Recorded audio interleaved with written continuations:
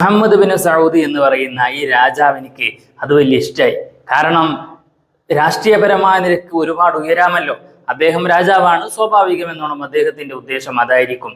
അങ്ങനെ അവസാനം എല്ലാം കഴിഞ്ഞപ്പോൾ ഈ രാജാവ് മുഹമ്മദ് ബിൻ അബ്ദുൽ വഹാബിനോട് പറഞ്ഞു, നിങ്ങൾ പറയുന്നതൊക്കെ ശരി, ആ കാര്യങ്ങളൊക്കെ ഇവിടെ ചെയ്ത് ഇവിടെ നമ്മുടെ നാട്ടിൽ വലിയൊരു സംഭവമായി മാറുകയാണെങ്കിൽ, അല്ലെങ്കിൽ നിങ്ങൾക്ക് വലിയ സ്ഥാനം കിട്ടും, ഇത്രയും കാലം ഇമാമിയങ്ങൾ പറഞ്ഞു ചെയ്തത് പോലും തെറ്റാണ് എന്ന് പറഞ്ഞുകൊണ്ട് നിങ്ങൾ പുതിയ ഒരു കാര്യം കൊണ്ടുവരുമ്പോൾ അതൊക്കെ എല്ലാവർക്കും ഉൾക്കൊള്ളാൻ പറ്റുന്നതും കൂടിയാകുമ്പോൾ നിങ്ങൾ സ്വാഭാവികമെന്നോണം നിങ്ങൾ ഒരുപാട് പേര് അംഗീകരിക്കാനുണ്ടാകും.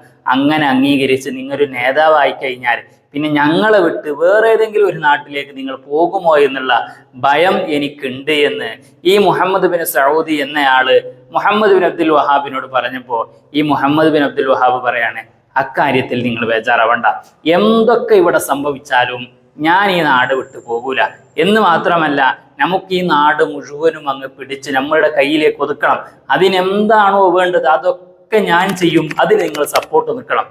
എത്രത്തോളം എന്ന് പറഞ്ഞാല് കൊല്ലേണ്ടി വന്നു, ആരെങ്കിലും കൊല്ലേണ്ടി വന്നാൽ അവരെ കൊല്ലാനുള്ള എല്ലാ സൗകര്യങ്ങളും നിങ്ങൾ എനിക്ക് ചെയ്തു തരണം.